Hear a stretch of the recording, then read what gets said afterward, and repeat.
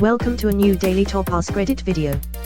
Today's topic: people who swore an oath to defend the Constitution of the USA against all enemies, both foreign and domestic. How are you feeling right now?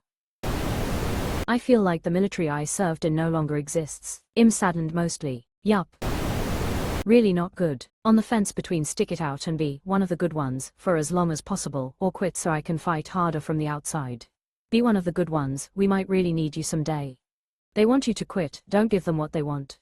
From a veteran, please stick it out. I regularly wish I was still enlisted so I could take a stand. We need good men and women in uniform willing to stand up and say, no sir, that is an unlawful order. Quote, I'm scared that those in power will make those unlawful orders lawful just to start throwing dissenters in jail. What can you even do if that happens? Incredibly fucking pissed. Removed. My brother or sister in human decency, we've reached the point in our nation's history that we should be ashamed to not be on a list. When they start calling half the country domestic terrorists, you remove any reason for some people to not act out. Many understandably see the possibility of becoming the next target for the Gestapo and will take steps to avoid being another statistic. I will maintain my oath. As the government turns its back on the Constitution more and more, I will not follow. I remember the promise of the American dream and will not be a pawn to pushing it back. Edit, I want to make it clear on what will be done.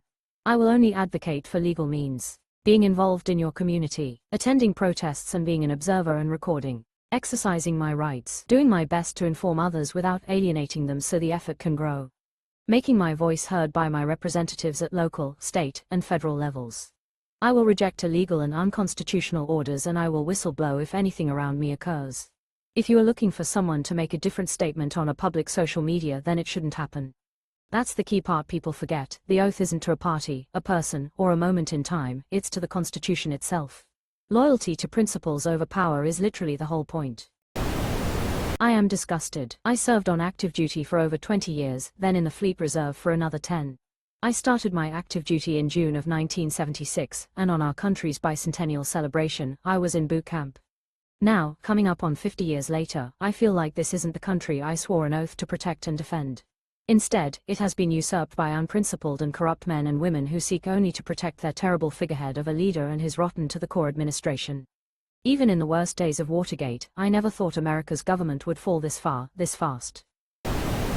Veterans are marching in D.C. Veterans are marching all over right now. Veterans are getting killed in the streets. I was very Trump and Republican, but after this horseshit, I'm so done. I cannot believe I supported this. I feel beyond ashamed, especially after today. Sick to my stomach seeing someone executed in the streets today. There is no excuse. America has turned into an absolute shit show. Edit, I'm getting a lot of comments. I want to clear the air. I voted for Donald Trump in 2016, 2020, and 2024, and my family is a major donor. I can no longer support what is happening, and I'm beyond angered by the recent executions. I hope people realize that this isn't a black and white or Republican and Democrat issue, this is a freedom issue.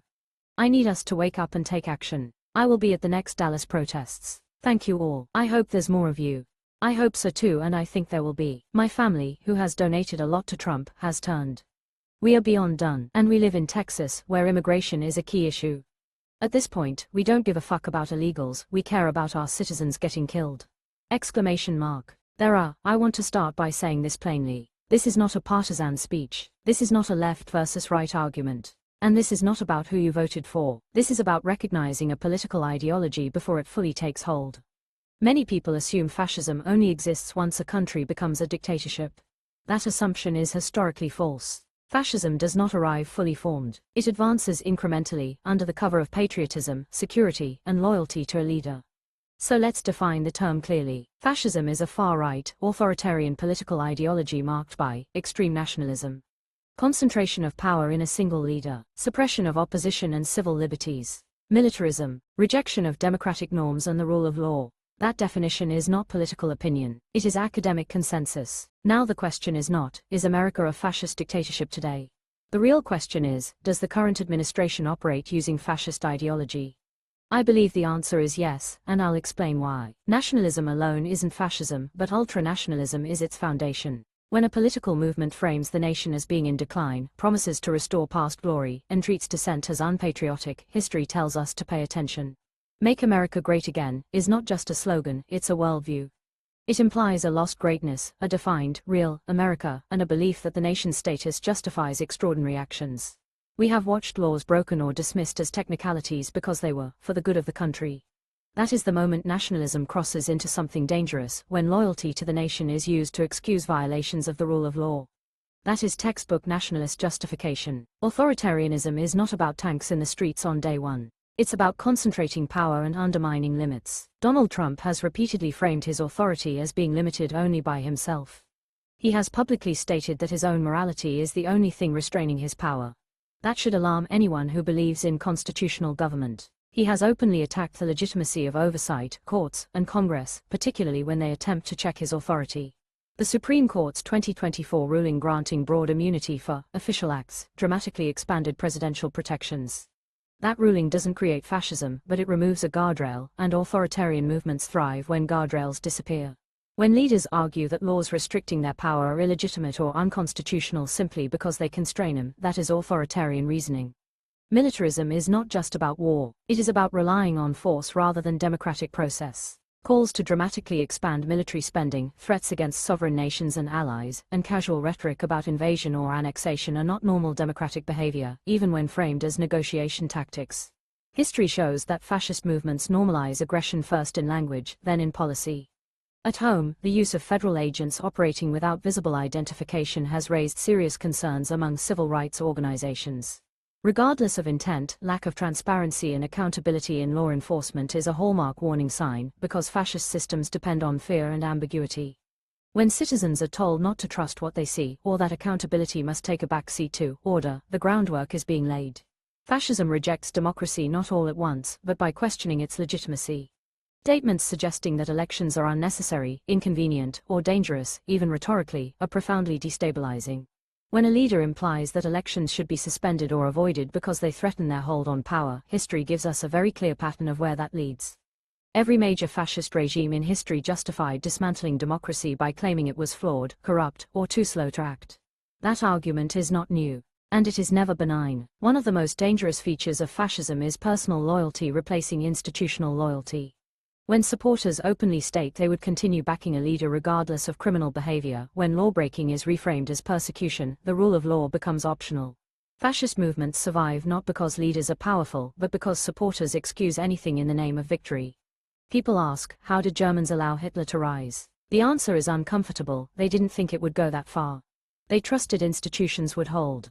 They excused early abuses as necessary or exaggerated. By the time it was undeniable, it was irreversible. I am not saying this as an outsider. I am a white, straight, Christian man. I voted Republican most of my life, including for Donald Trump. I once dismissed warnings like this as hysterical or partisan. I don't speak out because I want a different party in power. I speak out because this is wrong. And deep down, many people know it's wrong, even if admitting it feels like betraying their tribe. The Declaration of Independence states that governments derive their power from the consent of the governed, and that when a government becomes destructive to liberty, the people have the right to change it. The Bill of Rights exists not to protect a leader, but to protect the people from leaders. There is no red life or blue life. No, ours, that matters more than yours. All are equal under the law, or none are. This is not about panic. It is about vigilance. Fascism doesn't announce itself. It asks you to ignore your eyes. It asks you to excuse what you'd never accept from the other side. And it asks you to trade liberty for loyalty. Now is not the time for silence or denial. Now is the time to stand together, not as Republicans or Democrats, but as Americans. Because once democratic norms are gone, voting will not bring them back. Thank you. As an Iraq War vet that was part of the invasion force in 2003, more disgusted than I was then. I came out of the Marines in 2005 as a full-fledged leftist. I don't know how you can serve 4 years and still support the fascist military-industrial complex. Racism, that's pretty much how ICE justifies their actions. They're racists and pretend they're just following the law. Look at the number of non-white citizens rounded up by ICE due to skin color or because they have an accent. Anyone who works for ICE is racist, simple as that. I'm not under that oath officially anymore, but I stand by it now more than I did when I was in the Navy. For those who want a new way to continue their service and oath to their country, the following groups provide opportunities to participate in local events, voter education, and increase voter turnout. https://commondefense.us/ Grassroots organization focused on veterans, veteran family members, their stories, and voter education and turnout. https://www.taskforcebutler.org/ Veteran-led nonprofit dedicated to the protection of all Americans, their right to protest and vote freely, and the investigation and prosecution of individuals and groups that oppress American rights and values. Upcoming local events that can help shape our future. https://www.mobilize.us/